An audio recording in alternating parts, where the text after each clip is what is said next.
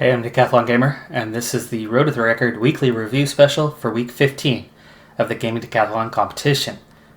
This week I brought in just 2,679 points, lowest total in quite some time, but with new games coming to the channel, old scores being replaced. There's, for the first time in a considerable period, there's quite a few games with just low base scores. Best round, almost 2,000 points higher at 4,648. And the current virtual best, also with the new games coming in, drops by roughly 1,000 points to 3,155. But the all-time virtual best does see a relatively significant rise from 74.83 up to 77.17. That's a pretty good jump for just 1 week. And something that has only moved steadily for quite some time. Breaking down the games individually, FS19 Career Mode, 536 points, and it is still very early in the season, so we continue to make a very large mark. In the Stage Racer, this was that big score jump in the all-time virtual best. I wrapped up La Vuelta this week. I also had the World Championships this week, and we reached the end of the season. So all of those things occurred this week. And for that, a big jump in score. First off, La Vuelta, I placed second. So that brought in a ton of points.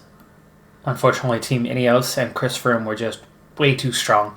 I made a dent a couple of times, but that was all. Otherwise, throughout the race, that team just, they had me marked, and marked well. But I won the individual time trial at the World Championships. So that was my first victory at the Worlds that I've ever had, actually, in any version of the game. So I'm super excited by that. And a couple decent results in the quick-simmed races at the end, like in Lombardia, where I think it was second. You add that together, and the points haul, I got to 1,000 for the first time on the channel. And I did it without winning a Grand Tour, is the crazy part. Next season, the target is the Grand Tours, and there will be a fewer races on the calendar, but a lot of just quick sims along the way. We'll focus almost entirely on those Grand Tours for next season. There won't be much else in terms of races going on, but there it is, 1,000 points. And we actually exceeded it by 2. FM20 Zero to Hero, 185 points, rolling through the season. We're getting late on. We look like we are headed to another division championship and another promotion, so we continue to make rapid progress. Out of the park, baseball 21. Still, there's a lot more to do in this game than some of the others, sports management wise, and the off season takes significantly longer to get through, but we are now ready to begin the new season, and actually did begin the new season the very end of the week, but we played one game or something like that, so we're not quite into it just yet. So next week we'll see that total reset for the new season, but there we are. 201 points is our first season's total. Not great. We've got a lot of work to do. But of course, when you're taking the worst team in baseball, it's going to take a little while. It takes far more than one season. Bannerlord, 112 points for scoring coming in. So the way I've managed to do the scoring for that one, I tried to make it not so complicated. There are 4 categories in which the score is derived from. So there's the fiefdoms, the size of your party, and that's where roughly half of these points come from. the companions, and then your individual skill level. The skill level, it's all added up together and then divided by 10. So I have 35 points from there. I have 47 points from the size of the party. And then the companions, there are 3 of them, 10 points for each companion. I have no fiefdoms yet, so we have 0 points there. That's our 112. You can see there's plenty of room for that to go much, much higher than it is now. The next one, FS19 Series. First off, the COVID-19 Pacific Northwest one. It was a good enough series. It was fun, but a game that's been out for a long time, and for someone who has never done FS19 on the channel before, it just did not pick up very many views. I mean, the very first episode only had 20 to 30 views. So the fact that I was still getting almost 20 views, no, actually, it was under 10. I ended up doing 15 episodes for that series and called it quits. Just because it never took off, it never started. So I'm trying to cycle through a few different maps on Farming Sim to see if I can start to build an audience a little bit with that game, as I would very much love Farming Sim to be one of my staples on the channel, like a Pro Cycling Manager. Out of the Park, by the way, is now going to be a staple, so that series is not going anywhere. I'm hanging on to that one. But I have moved on to Sandy Bay. The score, the 40 points, that's the end of the Pacific Northwest map.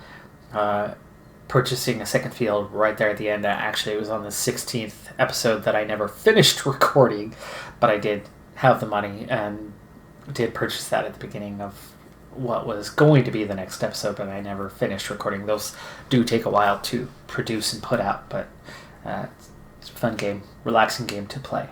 Draft Day Sports Pro Basketball, new season. We've just started the season on that one. 15 points. We'll see if we can finally exceed our total and have... we've made the playoffs multiple times already. It's just been hard to get out of the first round. In fact, it's been hard to get any wins in the playoffs thus far, but the team is getting oh so close to being a team that can actually handle not just a regular season workload, but can start handling teams in the playoffs. The other FS19 series, Last Frontier, 35 points there. That's the one where we start with literally nothing other than one tiny little field, one tiny little farm, and unlike the rest of FS19, it's a blank slate. You're out in the wilderness, and I love how that's got that different setup to it, that different feel to it. I think I'm on the verge of expansion in that one, as rapidly as things kind of turn over without the seasons mod active, and so I'll be looking to buy another piece of property soon, and that should see a little score jump there. Good Company came and went already. Just came out. It's been a week and a half, and then in that week and a half, there was nothing doing. I mean, it was just bang, bang.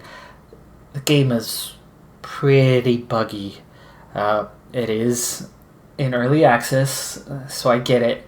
But they released it with game-breaking bugs that absolutely ruin what you're doing. It's not like graphic glitches or things like that nature. It's game breakers. And I've got a lot to learn on that game, and it is a fun game, and I enjoy it, and it's got potential.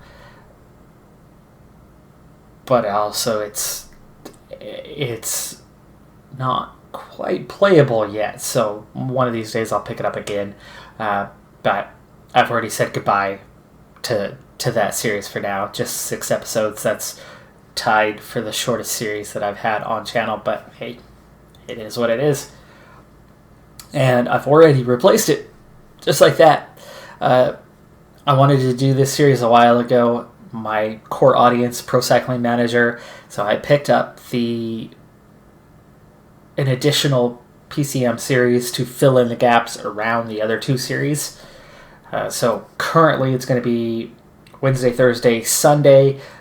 Realistically, it's going to fit into the Wednesday, Sunday slot after a while. 3 episodes per week for now. I put out 2 today to launch that series. So that is using the database for the women's tour. So women's professional cycling has now made its way onto the channel. And finally, we go to the all-time virtual best side and some big changes there. First off, PCM19, the stage racer, jumps to the top of the list with that 1,000 points, dropping the previous stage racer series from PCM18 to second. Rebel Link drops to third at the end of the podium. But there you go. We finally crack 1,000, which is really exciting. Now, on the outside looking in, no change. Any of those 3 games, they're all at beginning of new seasons or in middle of new seasons to where they haven't exceeded anything. But because of that big jump for the PCM19 series,